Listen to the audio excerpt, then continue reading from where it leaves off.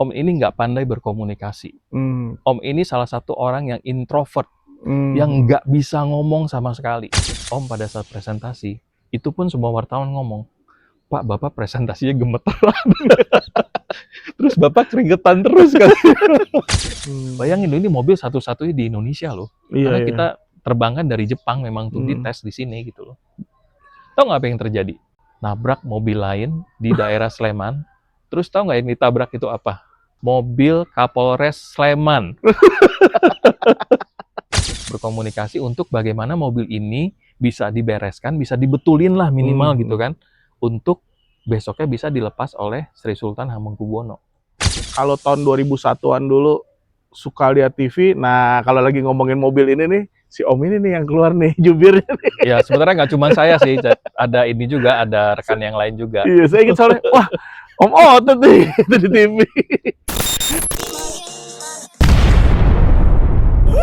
Wadidaw, wadidaw, wadidaw, wadidaw, wadidaw.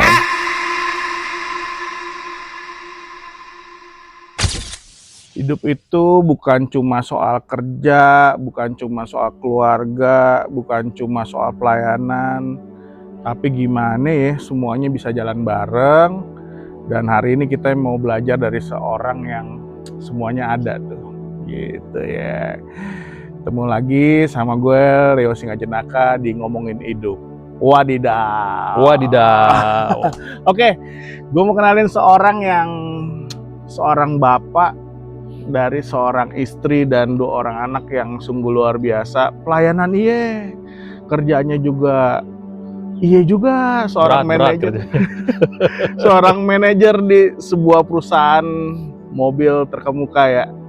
Tapi gimana sih bagi waktunya gitu, kita mau belajar sekarang ya, kita mau dengar ngobrol-ngobrol bareng Om Yosep Suasono Agus. Halo, selamat pagi. Oke.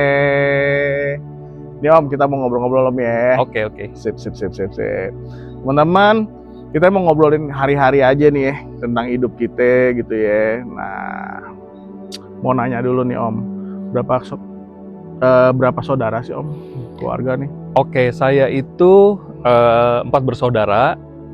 Saya anak bungsu, paling kecil. Kita bersaudara 4 itu semuanya cowok. Jadi ya kebayang ya kalau umpama semuanya cowok, waktu kecil sampai dengan remaja atau pemuda itu kebayang gimana di rumah ya, acak-acakan pasti. Jadi kita 4 saudara. Nah, ada nggak hal yang paling ngebentuk karakter Om Otet nih? Saya panggilnya Om Otet ya, gitu ya. Nah, Om Otet nih dari ya tadi yang dari Om Otet ceritain kan 4 saudara cowok semua. Ada nggak hal yang paling membentuk karakter Om Otet saat ini tuh tentang apa sih dari masa lalu keluarga ini? Oke, mungkin saya mau cerita dulu ya mengenai keluarga saya. Keluarga saya itu adalah keluarga yang memang benar-benar hidupnya itu sangat sekali sederhana. Kita dulu tinggal di satu kota, itu namanya Bandar Lampung. Dan waktu itu memang itu jadi salah satu kota yang nggak terlalu terkenal ya sebenarnya ya di Sumatera gitu. Jadi memang dia berada di bagian selatan dari Pulau Sumatera. Kita tinggal di sana. Saya lahir di sana dan ketiga kakak saya yang semuanya itu cowok itu juga lahir di sana. Gitu. Kita memang tumbuh dari keluarga yang sudah Kristen. Kita anak-anak Tuhan gitu. Papa saya itu dulu salah satu majelis di gereja Kristus Teluk Betung dan mama saya juga walaupun ibu rumah tangga ya, tapi tetap semangat, masih tetap melayani Tuhan juga dan ikut papa saya untuk melayani Tuhan di gereja tersebut. Kita sebenarnya datang dari keluarga yang tadi saya udah bilang itu sederhana ya, dan papa mama saya melayani gitu. Cuman sayangnya dulu kita berempat itu waktu tumbuh dari mulai kecil sampai dengan kita pemuda itu nggak mengikuti jejak orang tua kita. Oke. gitu. Jadi Bertabrakan berarti ya? bertabrakan lah intinya gitu, nggak mengikuti jejak orang tua kita, dan ya kita main seperti biasa aja, tapi ya kita nggak pernah pelayanan, ikut perkumpulan pemuda atau remaja tuh nggak pernah gitu kan. Dan ya hidup kita ya gitu-gitu aja gitu loh, go with the flow gitu. Ya sampai akhirnya kadang-kadang ya kita juga sebagai anak muda pada waktu itu melakukan hal-hal yang nggak semestinya dilakukan gitu loh, walaupun tidak sampai terjerumus lah, Iya. ibaratnya seperti itu. Ya banyak hal yang kita lakukan waktu itu, ya namanya 4 bersaudara cowok, kadang-kadang suka ribut satu sama lain gitu ya. Akibatnya ya waktu itu hubungan waktu masih muda itu tidak begitu baik lah gitu. Tapi puji Tuhan karena orang tua kita adalah orang tua yang dekat sama Tuhan, hal-hal yang buruk itu tidak terjadi. Tapi Itu jadi berarti ceritanya. kalau tadi Om Otet sempat singgung, sempat ngerasain masa muda, masa nakal-nakal remaja dong ya berarti ya? Ngerokok gitu, ngalamin, terus ngebut-ngebutan gitu. Ngerokok ngalamin, Terus ngebut-ngebutan gitu di sana ada nggak sih? ngebut-ngebutan ya ada ya pasti ya. Cuman mungkin kalau ngebut-ngebutan yang sampai ikut balap liar segala macam kita enggak gitu. Cuman ya oke. nakal-nakalnya anak muda biasa lah. Iya, gitu. iya. Kita nggak sampai terjerumus ke satu hal yang benar-benar itu sifatnya kriminal. Iya. Gitu enggak gitu. Cuman memang ya Ya paling nakal iseng gitu kali ya. nakal iseng, dan juga tidak tidak nakal yang sifatnya itu membuat orang menjadi susah gitu. Jadi Iya. nakal yang seperti biasa aja. Nakal buat diri sendiri lah ya gitu. Kira-kira begitu. Oke, itu masa lalu, masa kecil, masa muda Om. Nah kalau kita mau ngomongin karir nih, ya langsung ke karir nih. Oke. Om Otet kan sekarang jadi manajer di sebuah perusahaan ya. Pasti perjalanan sampai di titik ini tuh nggak yang tau-tau keblok gitu langsung jadi kan gitu. Nah ada cerita nggak Om? Terus ada proses jatuh bangun, terus hal yang paling berkesan gitu? Ada lah pasti ya. Dalam setiap hidup orang pasti ada sesuatu hal yang terjadi, baik itu naik maupun turun gitu. Kalau Om bilang ya hidup Om gitu, mungkin hidup yang lain juga gitu loh. Itu hidup yang penuh dengan kejutan gitu. Kenapa hidup penuh dengan kejutan? Karena setiap apa yang terjadi dalam kehidupan kita itu kadang kita nggak expect. Kadang kita merasa bahwa harusnya kita hidupnya seperti ini, tapi tiba-tiba bertolak belakang. Iya. Itu yang terjadi dalam kehidupan kita. Jadi kalau Om bilang ya hidup kita itu life with full of surprises gitu loh, penuh dengan kejutan gitu loh. Nggak disangka-sangka gitu ya. Om dulu tumbuh ya di keluarga sederhana, tadi Om udah ngomong. Om sekolah juga biasa-biasa aja, goblok juga enggak, pinter juga enggak gitu kan. Pokoknya udahlah jalan sekolah aja. Waktu itu Om SD di SD Katolik waktu itu ya, di SD Saverius Teluk. Waktu itu Om berpikir bahwa ya udahlah nanti mungkin Om pada waktu besar nanti hidup Om juga palingnya udah kerja sama orang, karirnya biasa-biasa aja. Dan Om tahu Om punya kekurangan. Kekurangan Om itu adalah Om ini nggak pandai berkomunikasi. Om ini salah satu orang yang introvert, yang nggak bisa ngomong sama sekali. Bahkan ngomong di depan banyak orang itu keringet dingin, keringet dingin, terus ngomongnya gagap, gitu kan. Dan selalu nggak percaya diri, gitu. Ya akhirnya udah sekolah seperti biasa, nilainya juga biasa-biasa aja, ya kan. Tapi nggak tahu ya, waktu lulus SD, Om itu sebenarnya berharap bahwa Om bisa melanjutkan sekolah di Saverius lagi, SMP. Tapi pada kenyataannya itu tidak terjadi. Mimpi Om untuk untuk bisa sekolah di situ lagi, karena sekolahnya benar-benar bagus sih. SD swasta yang salah satu yang paling top lah di Lampung itu ya pada waktu itu. Itu tidak terjadi. Karena apa? Orang tua Om itu karena 4 bersaudara nih ya. Jadi ada yang sudah kuliah 1 orang, terus yang kedua dan ketiga ini juga butuh biaya buat sekolah. Nah Om yang keempat itu karena Om punya cita-cita untuk ke SD tersebut, Xaverius tersebut ya, Xaverius Teluk Betung, nggak tercapai karena tidak ada biaya. Gitu. Waktu itu uang sekolahnya ya boleh dibilang cukup mahal lah ya, karena fasilitasnya bagus. Akhirnya kejutan pertama yang Om dapatkan adalah Om masuk ke sekolah negeri. Ke sekolah negeri yang benar-benar itu nggak sesuai dengan harapan Om lah. Iya, iya. Bangkunya nggak ada senderan, ya kan? Fasilitasnya itu jelek banget, gitu kan? Jadi zaman dulu memang sekolah negeri itu memang begitu Om ya? Memang begitu, gitu Nggak loh. beda sama sekarang ya? Nggak beda sama Parah. sekarang gitu loh. Jadi ya memang kondisinya seperti itu. Walaupun katanya waktu itu SMP 1 Teluk Betung. Itu adalah salah satu sekolah favorit, tapi sekolah negeri gitu loh. Nah, disitulah Om bertemu dengan banyak sekali orang-orang yang dari level yang bawah sampai dengan level yang atas.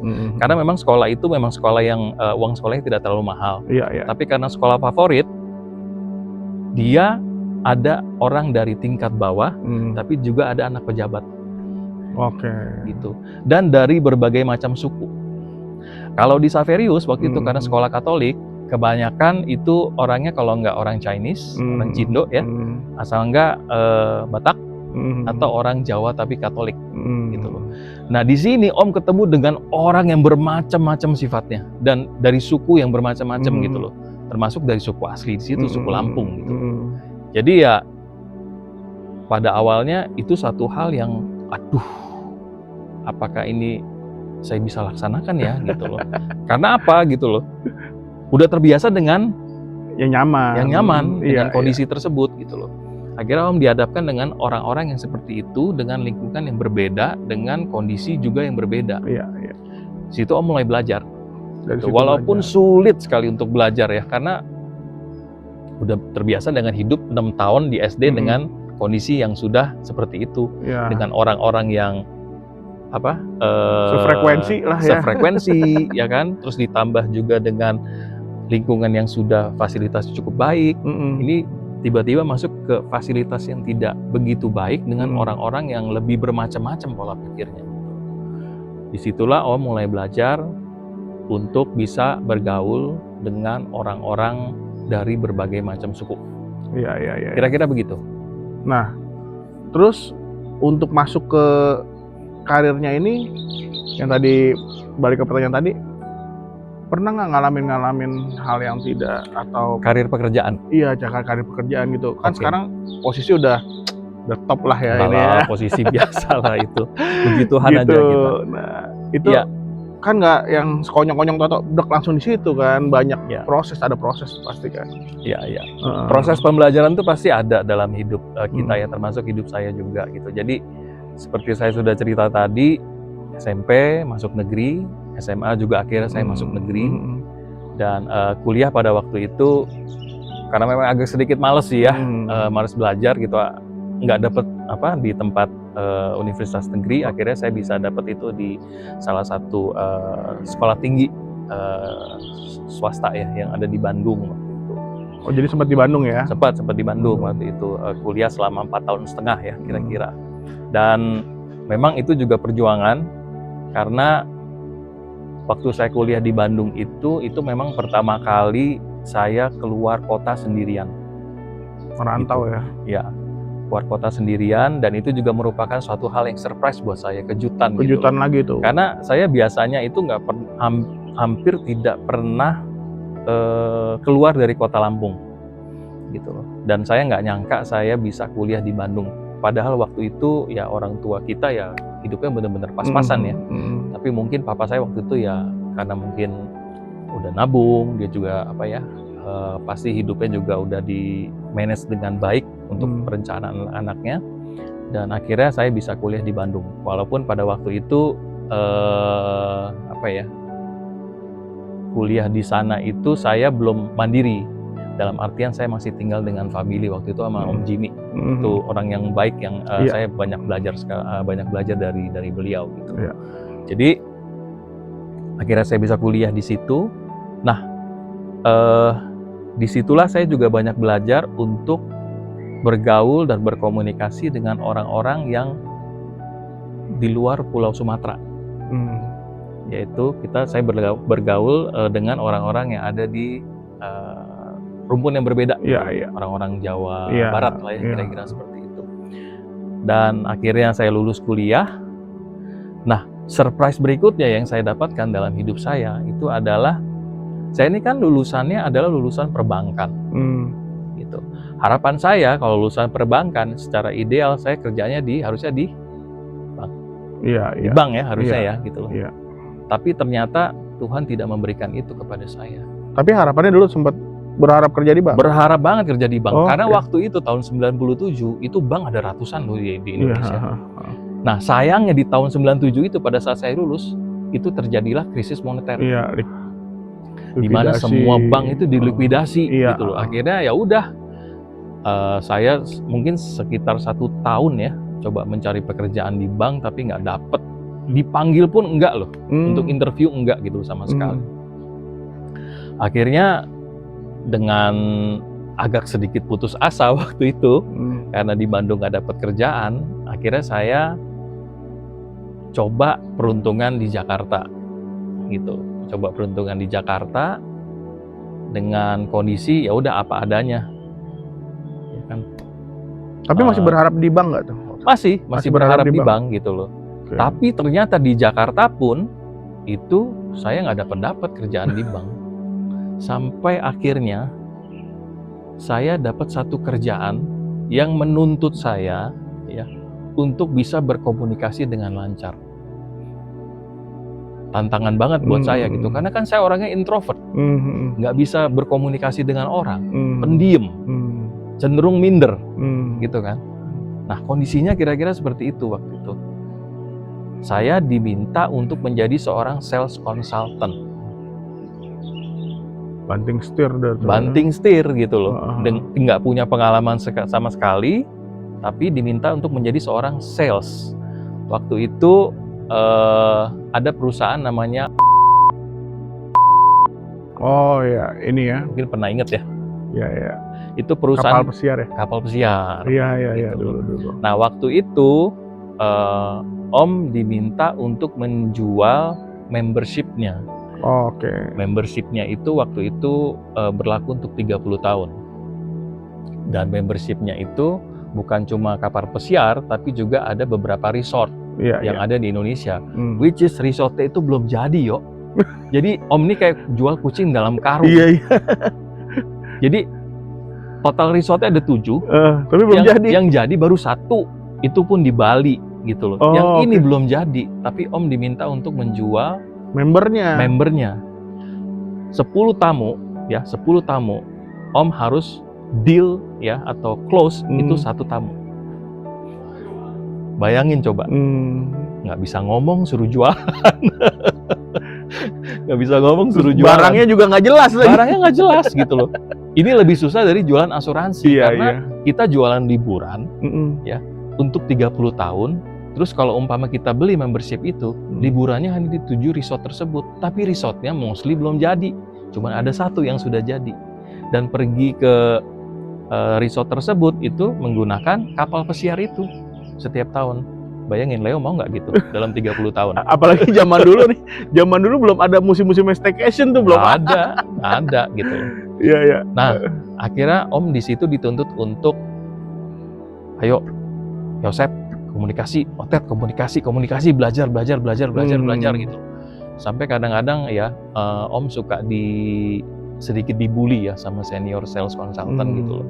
Lu gitu aja nggak bisa lu, cuma ngomong doang gampang, gua aja dari 10 tamu gue bisa deal 3, 4 kadang-kadang. Lu kok nggak bisa sih gitu loh. Sampai manajernya pun ngomong sama Om seperti itu gitu. Karena memang Om tuh susah banget untuk ngomong gitu loh. Nah, jadi ya udah akhirnya dari 10 tamu yang Om sudah dampingi ya untuk presentasi, terus wall tour segala macam, itu hanya 1 tamu Om deal.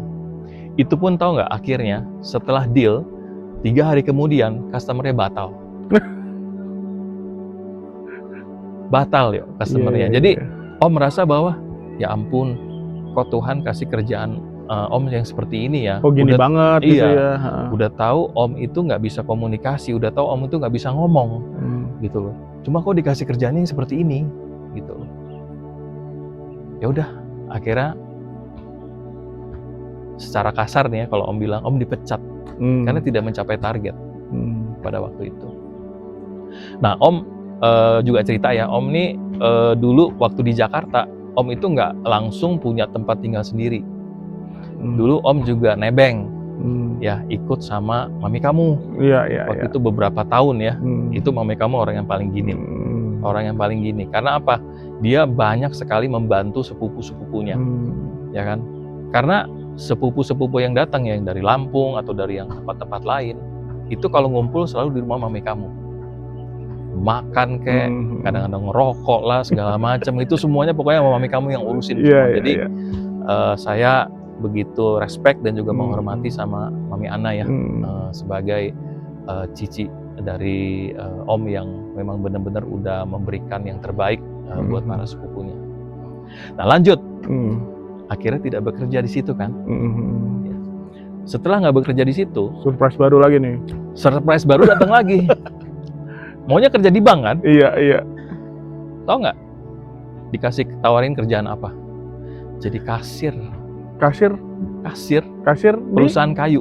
Oh, perusahaan kecil. Oke. Waktu itu Om pikir ya udahlah nggak apa-apa gitu loh, daripada nggak ada kerjaan gitu kan, nggak ada kerjaan.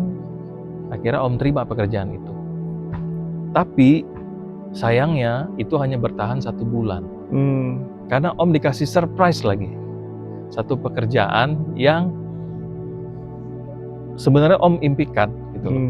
Om itu sebenarnya punya mimpi pengen bekerja di satu pekerjaan yang company-nya itu skopnya besar, pegawainya banyak, kalau bisa ribuan lebih baik. Iya. Karena Om menganggap pada waktu itu kalau umpama kita bisa bekerja di perusahaan sebesar itu, chance of perusahaan itu bankrupt itu kecil. Jadi kita safe untuk bekerja di kerjaan tersebut, gitu. Nah, jadi akhirnya Om diterima di satu perusahaan tekstil waktu itu yang kantornya berada di Cikini dan pabriknya itu berada di Rempoa, Ciputat. Gitu. Nah, cuma sayangnya salary Om itu tidak sebanding dengan pekerjaan Om. Kecil banget yuk dibandingkan dengan waktu kerja di perusahaan kapal pesiar ini yang sebelumnya ini dan kasir ini gitu loh. Tapi ya mau gimana lagi gitu loh. Jadi ya akhirnya Om terima pekerjaan tersebut gitu loh. Om terima pekerjaan tersebut, di situ Om kebetulan dapat satu pekerjaan yang agak sedikit nyambung nih. Karena Om kan ngurusin keuangan perbankan gitu kan. Nah, Om di situ dapat kerjaan untuk ngurusin keuangan juga, tapi keuangan yang bukan untuk bank, tapi keuangan internal. Gitu. Om senengnya bukan main, walaupun gajinya kecil ya. Iya. Gitu. Gajinya kecil banget terus terang gitu loh. Passion gue nih, gue jalanin nih gitu loh. Tapi, iya. Om jalan itu sekitar 1,5 tahun lah ya. Gitu. Kok namanya kalau orang kan pasti punya itu ya, punya cita-cita lah ya. Iya.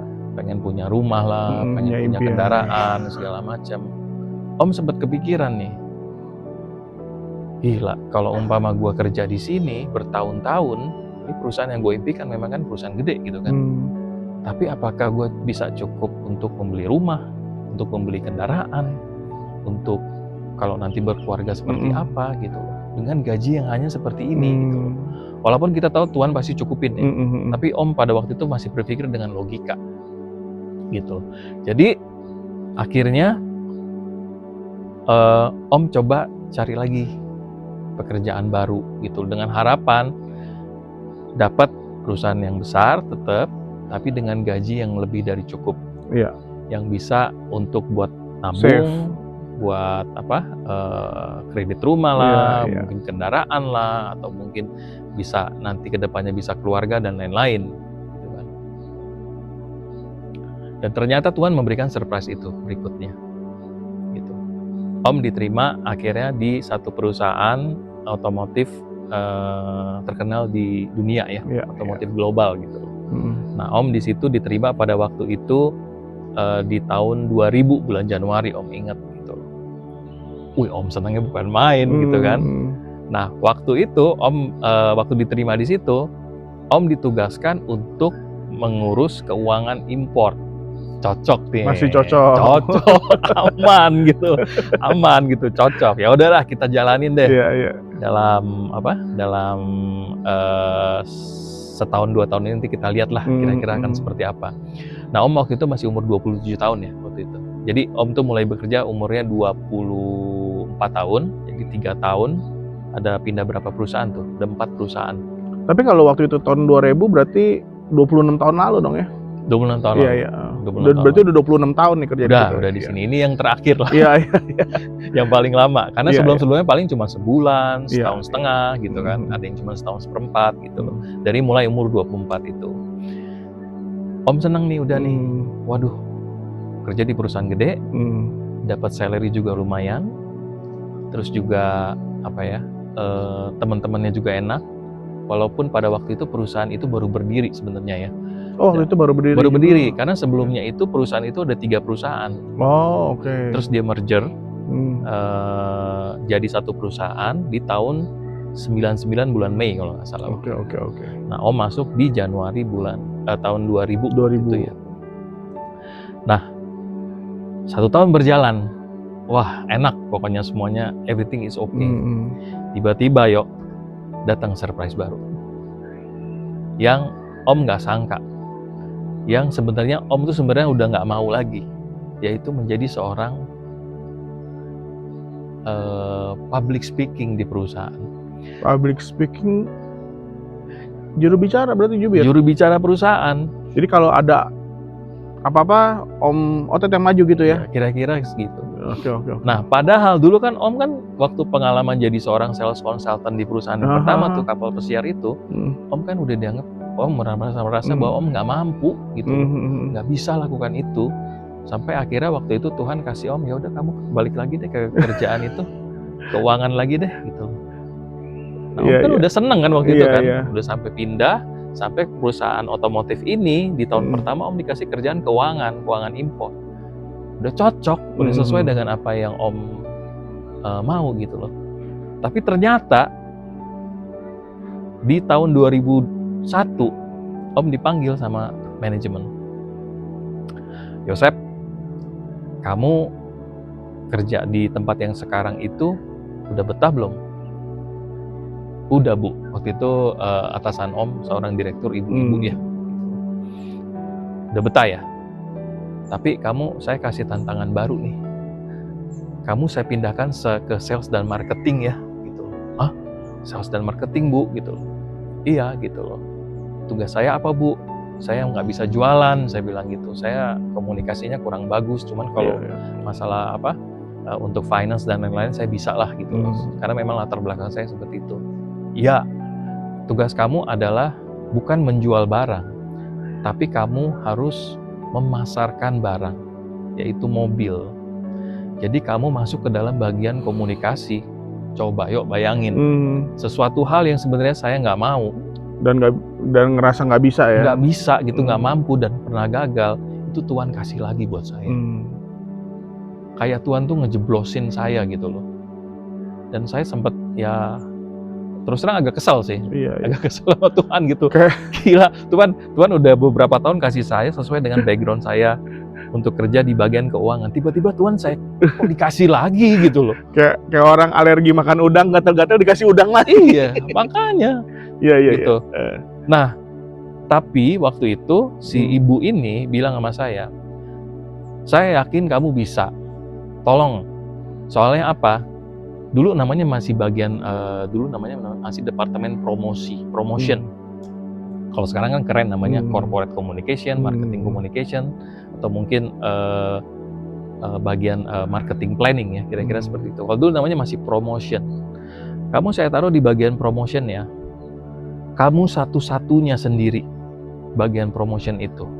Ada satu manajer, kamu akan bantu dia, gitu.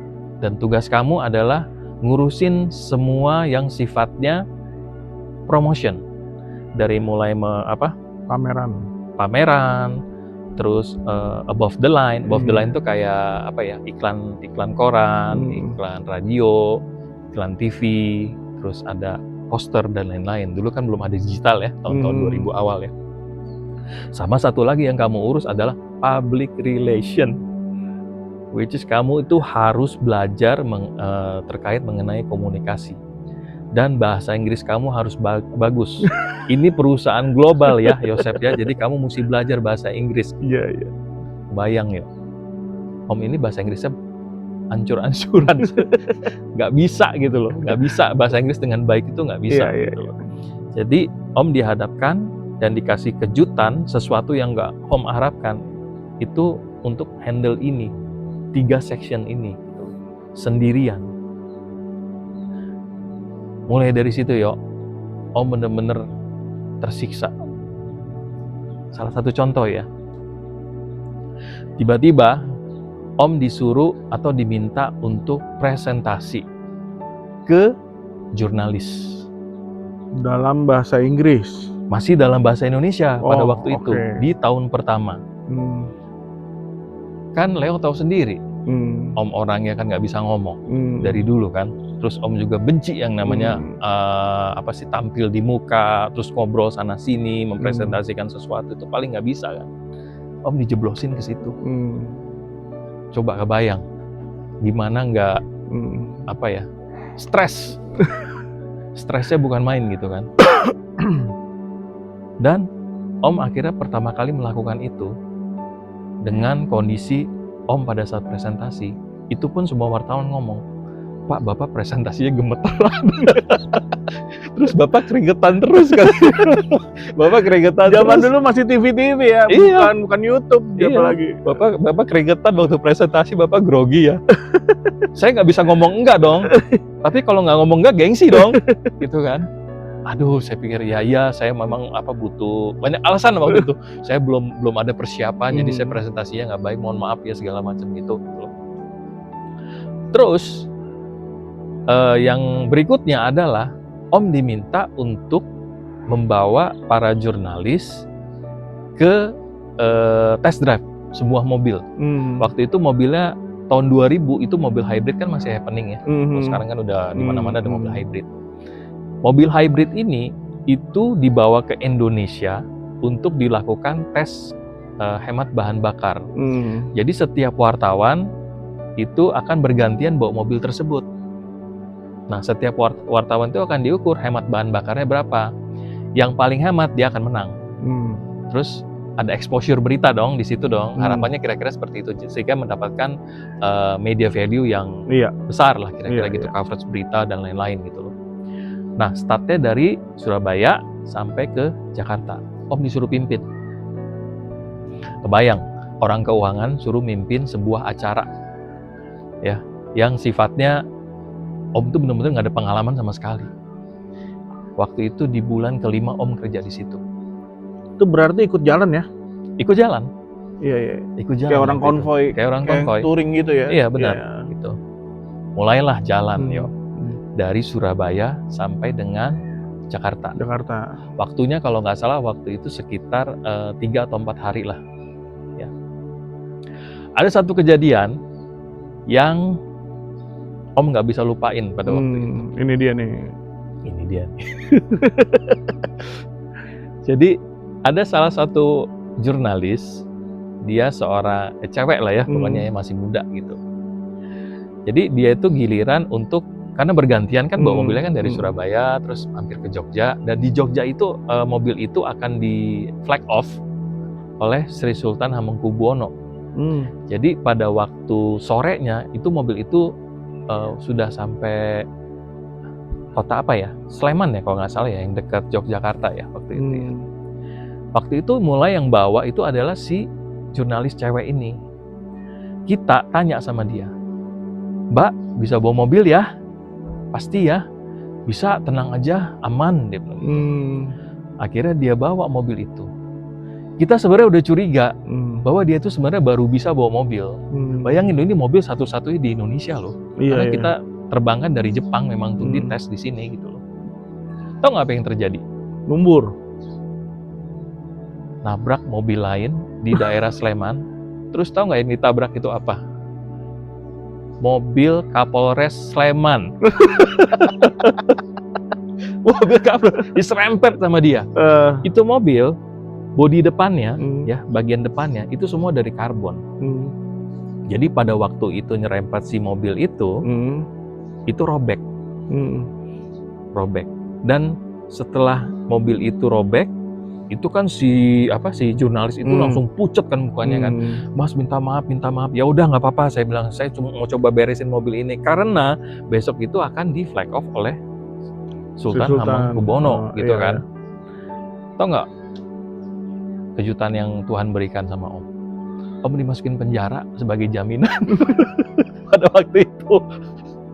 Jadi karena tidak ada yang menjamin, yang menjamin kan harus penyelenggara dong. Iya. Om masuk tahanan. Di sana tuh ya, di Sleman. Di Polres Sleman itu. Iya. Masuk tahanan dari mulai jam, kan kejadiannya jam 6 sore. Iya. Om masuk tahanan dari mulai jam 6 sore sampai dengan jam 2 pagi. Ditahan Om. Masuk sel loh. Itu pengalaman Om seumur hidup itu masuk sel yang Om nggak sangka-sangka gitu loh. Dan Om harus dari sel itu, Om harus berkomunikasi. Waktu itu baru ada handphone sih. Iya. Baru pertama kali ada handphone. Om harus berkomunikasi.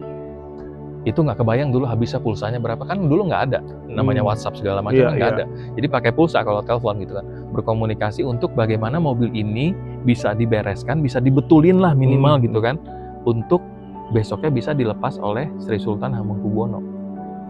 Puji Tuhannya jam 2 pagi Om dilepas, dijamin lah pakai uang gitu loh. Nah, tugas Om pada waktu itu, karena memang udah nggak ada pilihan ya, bengkel resmi yang ada di Jogja waktu itu juga nggak bisa handle mobil itu karena kan dari karbon bodinya. Gitu kan. Akhirnya apa yang dilakukan coba? Dari jam 2 pagi sampai jam 5 pagi itu Om ngetok-ngetok. Kalau di sana itu kan ada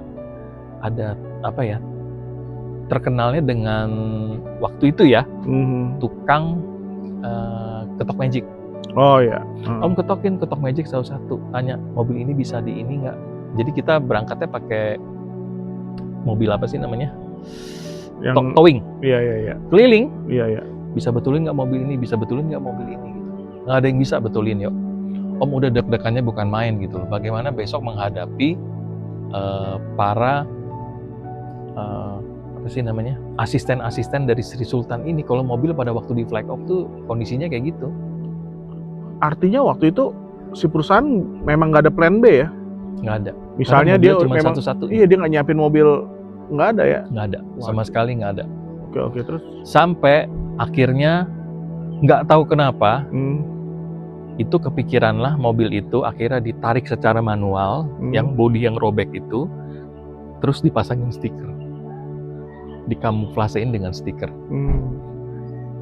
Akhirnya itu mobil kelihatan dari jauh masih oke lah gitu loh, masih bisa kebentuk, itu fender depannya masih bisa kebentuk gitu.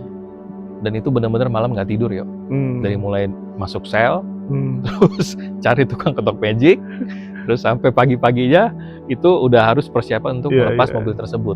Puji Tuhannya apa ya, Sri Sultannya nggak jadi melepas, jadi dilepas sama Kepala Dinas Pariwisata Yogyakarta pada waktu itu. Puji Tuhan. Kalau enggak kita bisa dikomplain. Iya. Karena kan kita kan udah, maksudnya waktu itu udah presentasi ya ke Dinas Pariwisata di Jogja bahwa mobil ini adalah mobil yang pertama di Indonesia, mobil hybrid dan lain-lain. Jadi benar-benar minta gitu agar Sri Sultan bisa melepas atau flag off gitu kan. Artinya kan udah ada effort dari mereka dong. Iya. Untuk paling enggak memberikan gambaran ke Sri Sultan kan. Tapi ternyata mobilnya gitu. Kan bisa kecewa dong Sri Sultannya. Puji Tuhannya gitu. Itu berarti sekitar tahun 2001-an ya? Bulan-bulan semester pertama lah ya. Bulan-bulan Mei kalau nggak salah sih. Jadi ini kalau teman-teman lagi nonton ini ya, kalau tahun 2001-an dulu suka lihat TV, nah kalau lagi ngomongin mobil ini nih, si Om ini nih yang keluar nih jubirnya nih. Ya sebenarnya nggak cuma saya sih, ada ini juga, ada rekan yang lain juga. Iya, saya ingin soalnya, wah Om Otot nih itu di TV. Ya itulah. Oke. Nggak nyangka lah pokoknya waktu itu. Iya. Jadi diterjunkan atau dijebloskan lah ya, Mhm.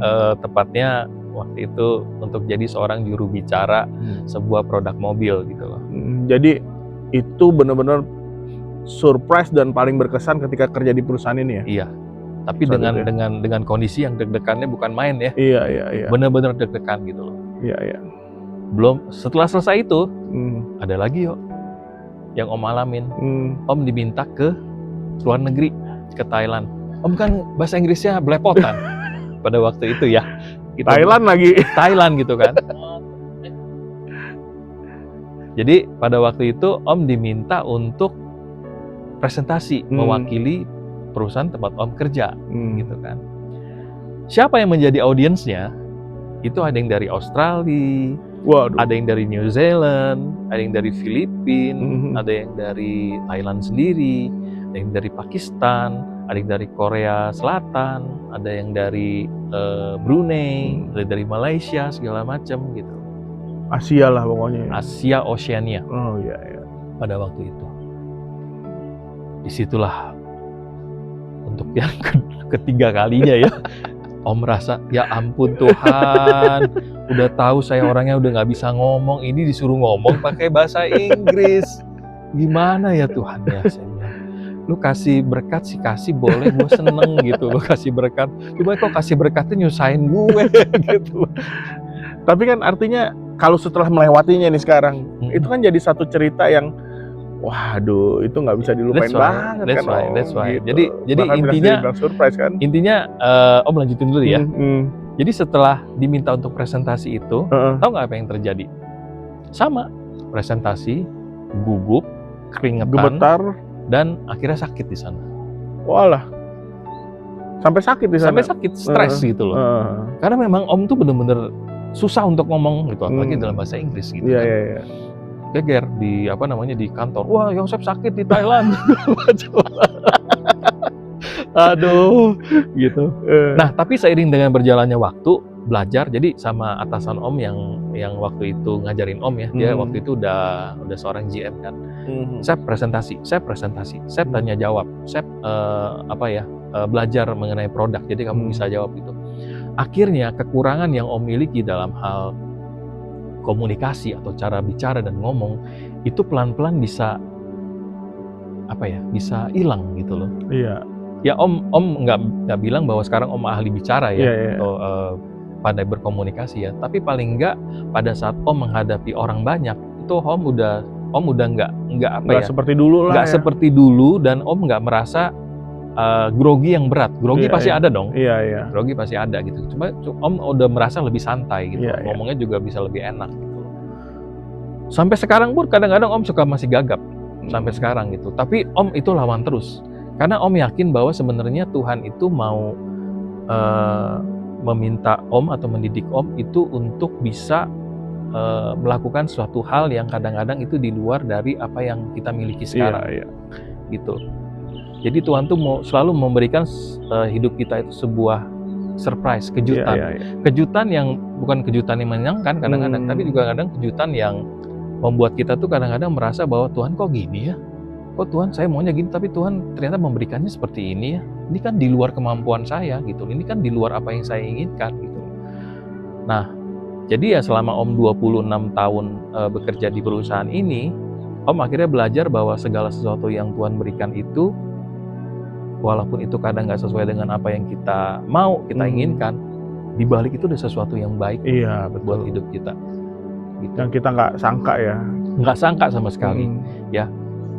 Dengan Om belajar berkomunikasi, Om akhirnya sekarang bisa bantu ya di gereja untuk bisa ngajar anak sekolah minggu. Iya. Ya kan, anak-anak pemuda Om bisa ngajarin gitu kan.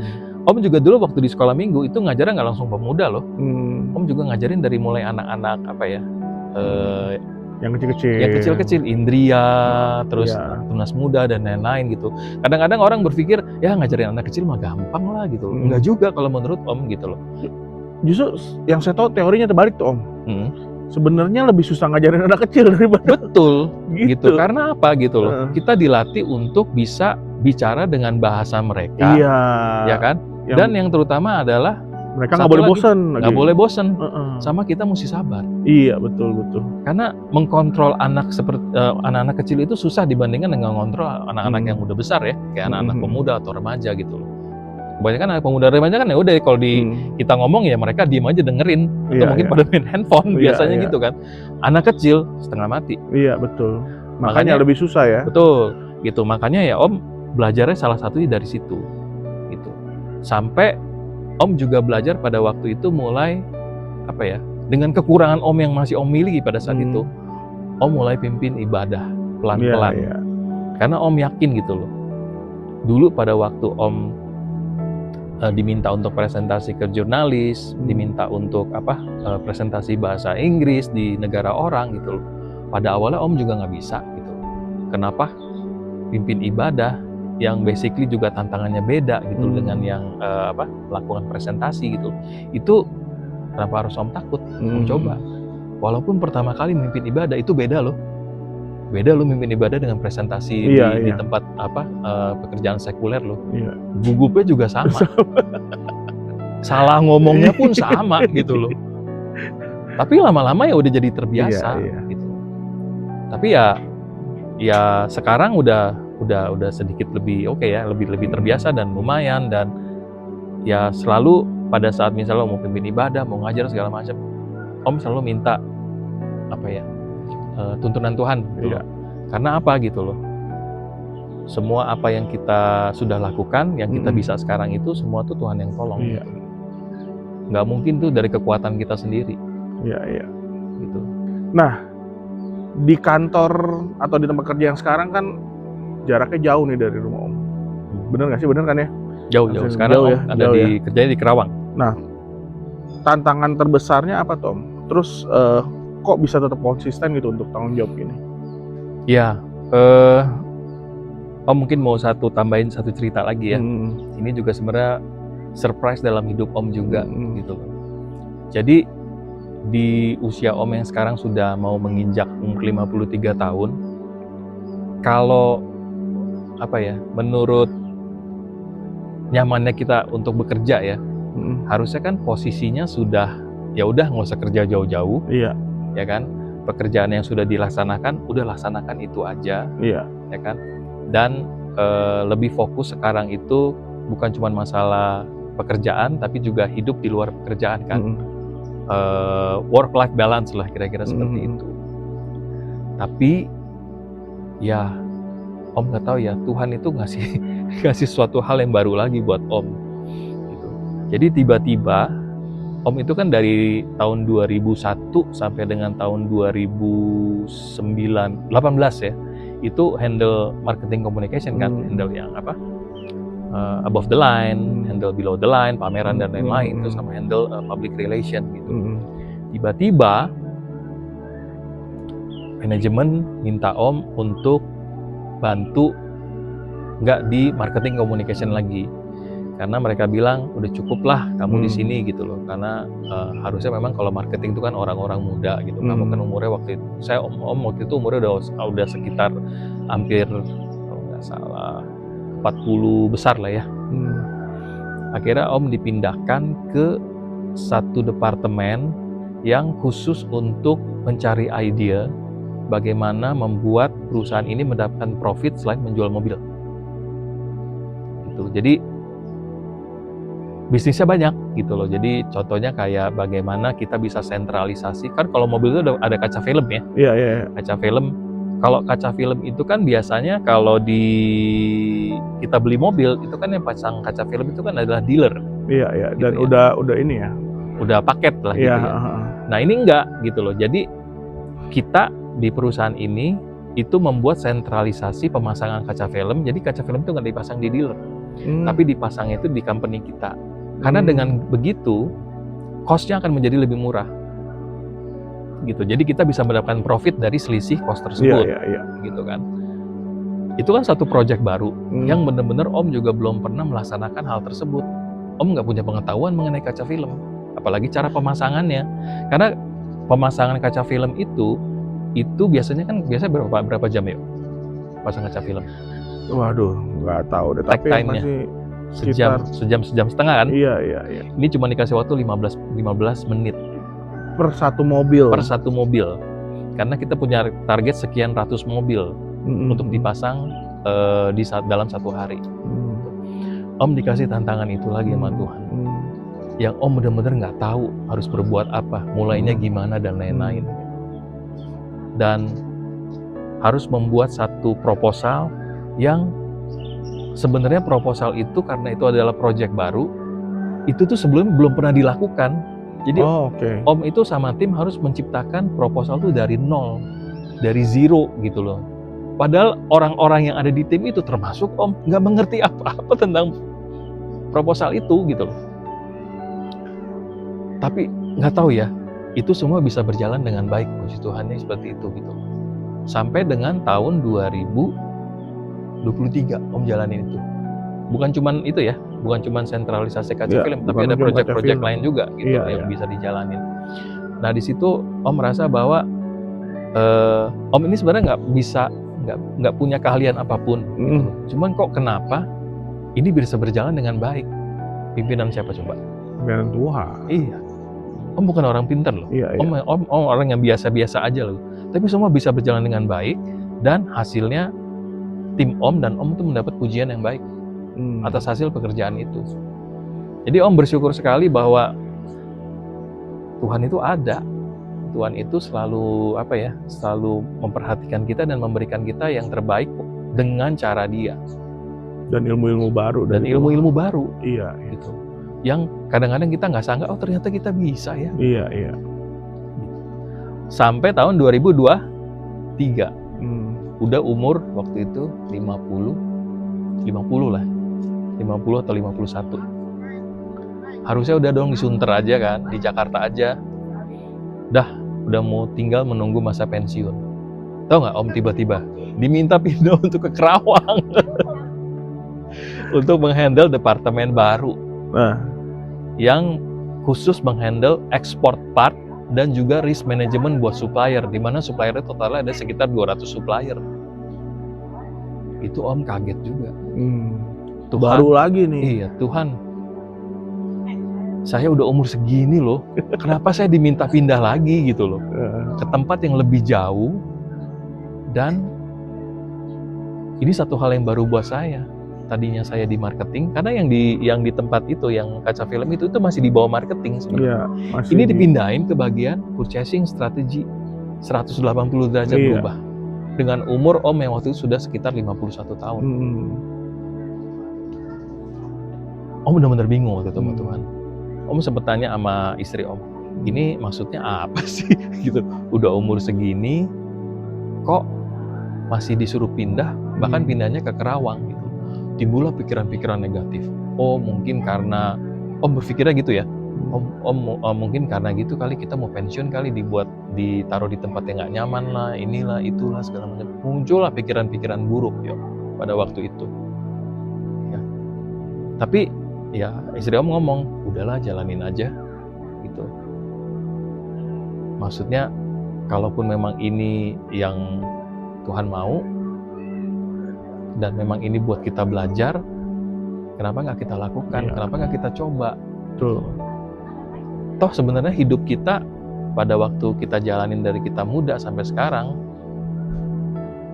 kan banyak masalah kan, banyak problem kan, tantangannya banyak kan, nggak sesuai dengan hidup kita. Tapi kalau kita lihat ke belakang, apa yang sudah kita laluin, kita bisa lakukan itu loh. Iya. Itu siapa yang mimpin? Itu pasti Tuhan, dia bilang yang mimpin.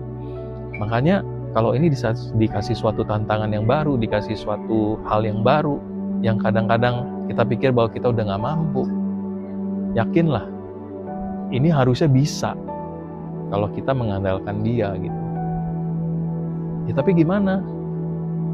Soalnya perjalanannya jauh loh, pulang balik 120 km loh. Iya.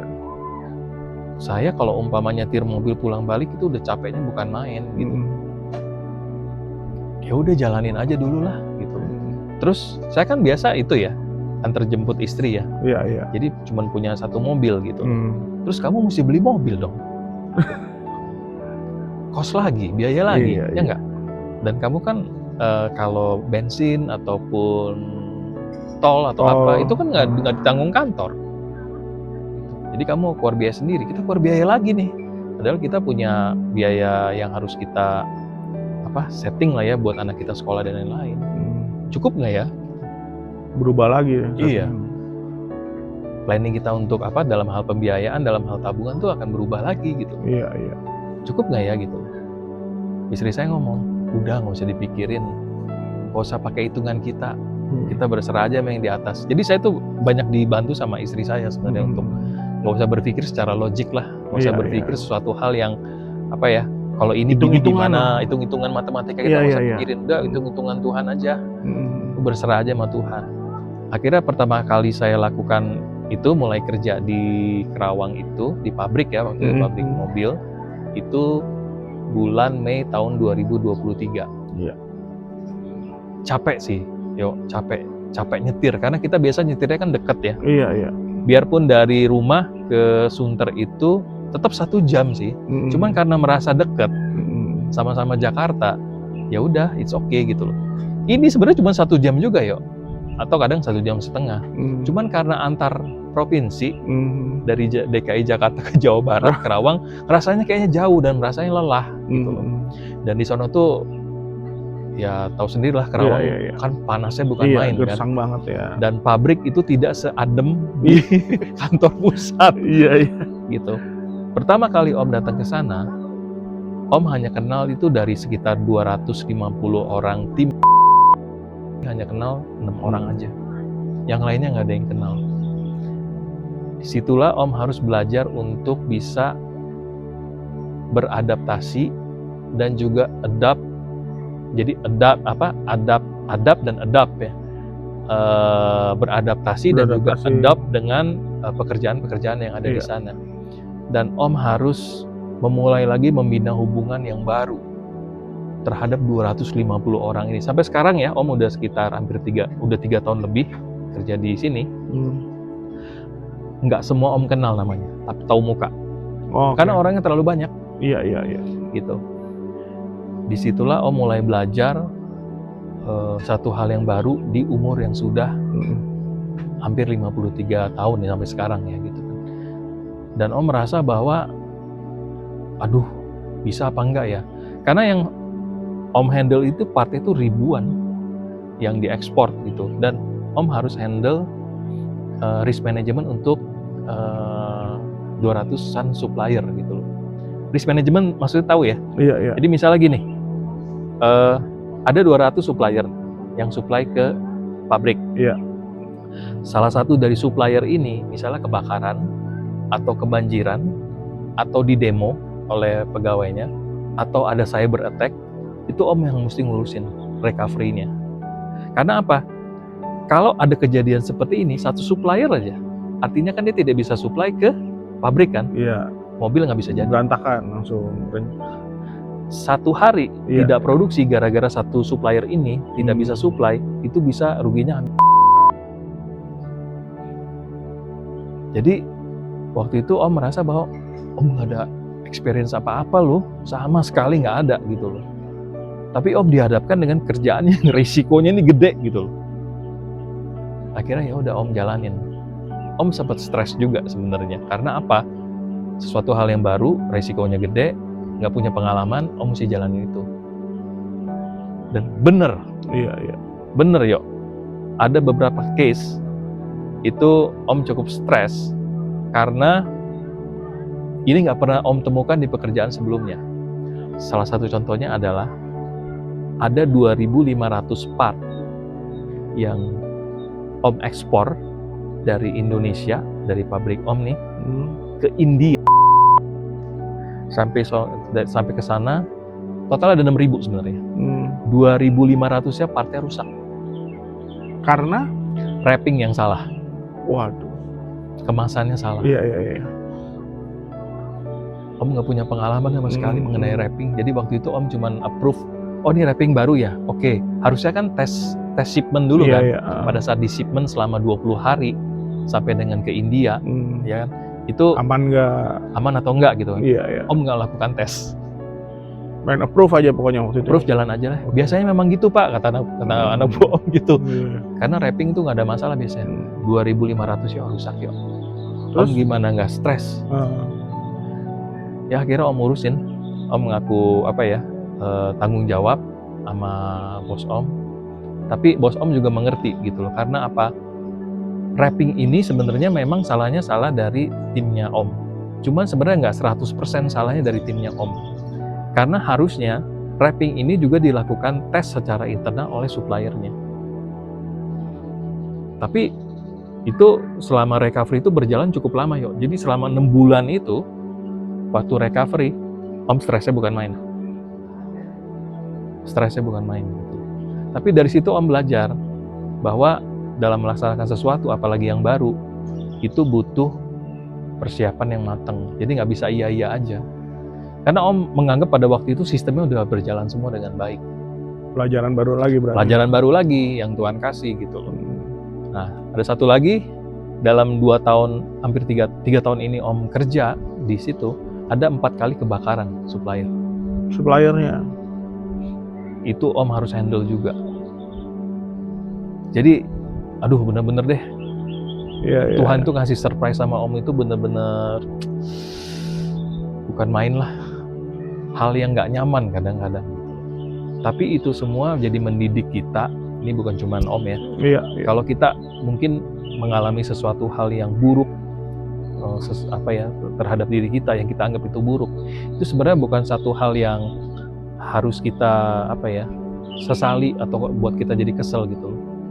Itu sebenarnya diizinkan oleh Tuhan untuk apa? Membentuk kita untuk bisa tetap sabar, untuk bisa tetap beriman, dan paling penting berharap sama Dia. Iya, betul.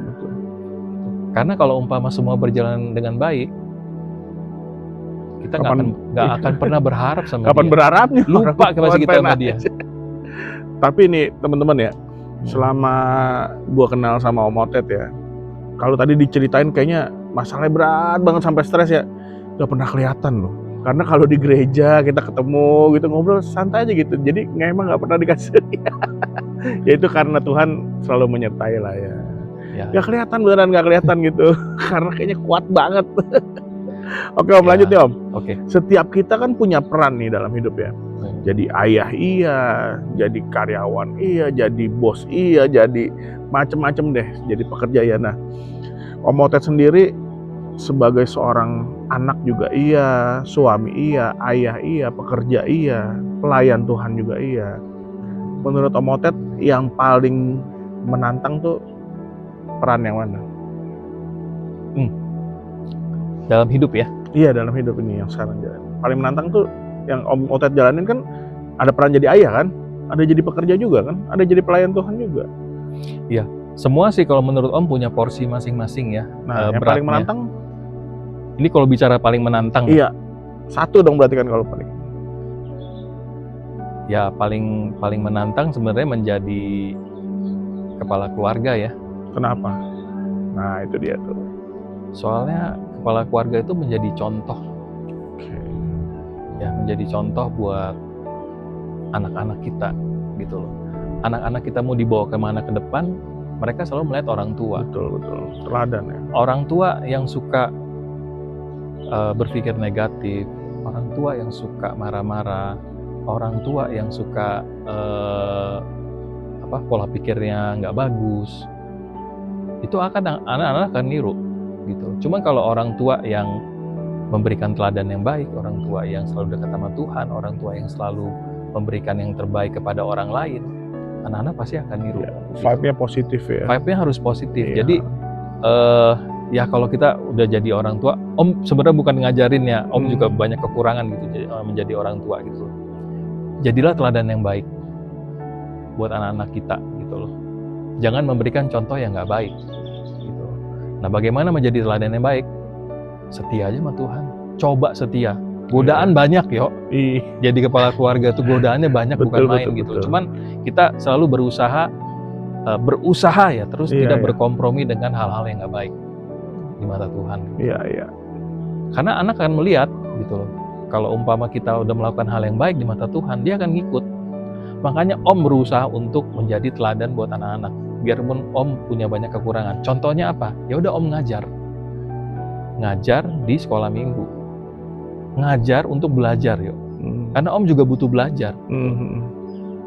Om dulu pada waktu belum jadi guru sekolah minggu, jarang-jarang baca Alkitab. Iya, Terus terang aja gitu loh.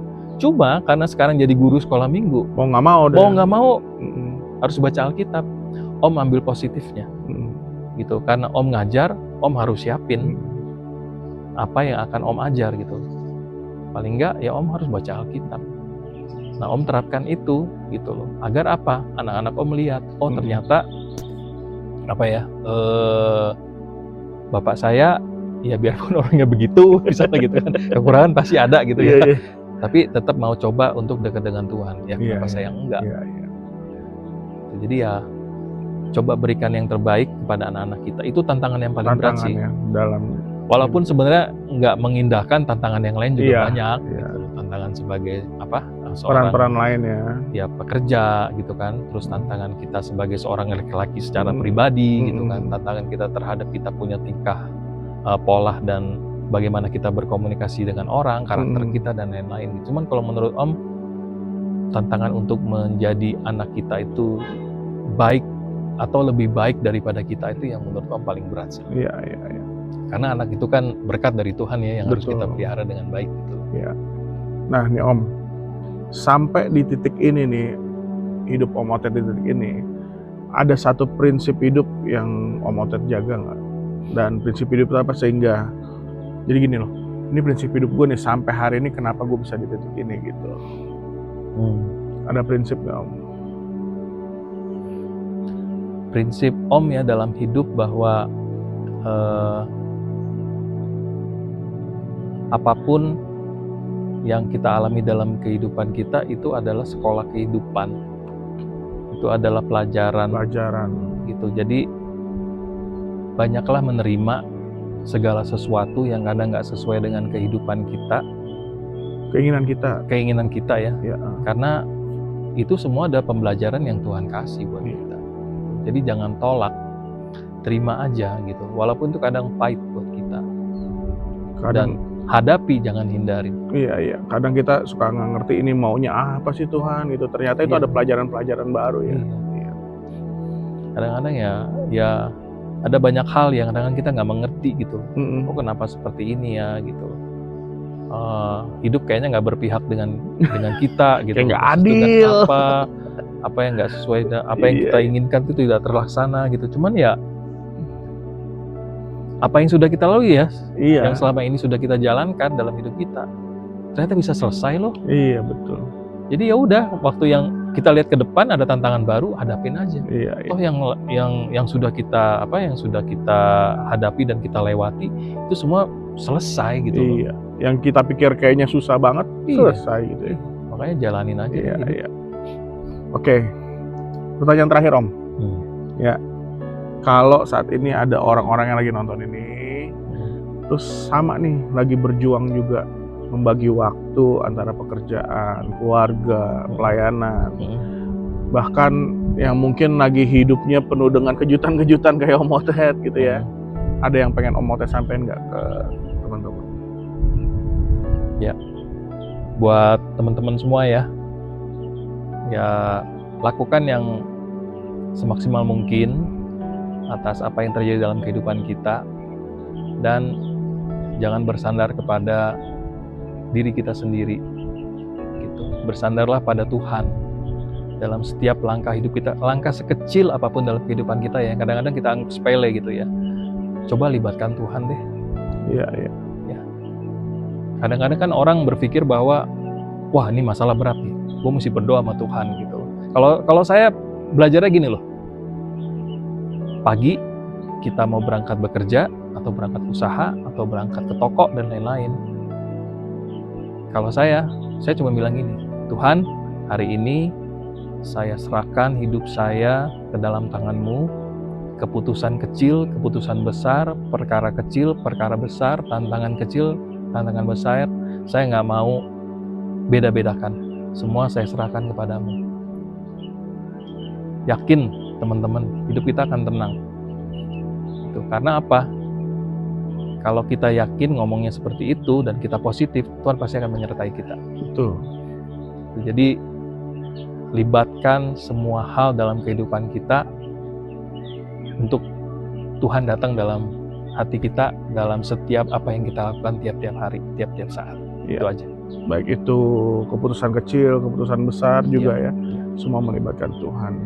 Oke, teman-teman, thank you banget buat Om Motet untuk ngobrol-ngobrolnya hari ini. Hidup itu memang penuh kejutan ya Om Motet. Penuh dengan kejutan. Kejutan yang kadang-kadang kita nggak sangka. Betul.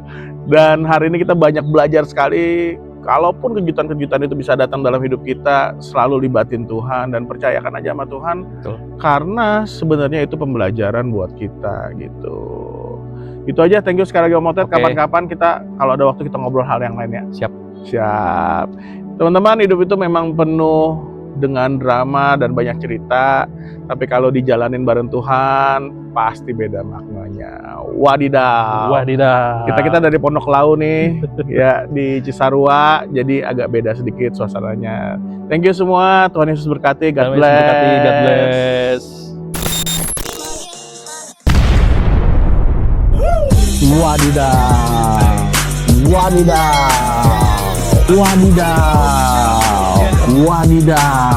Wadidaw.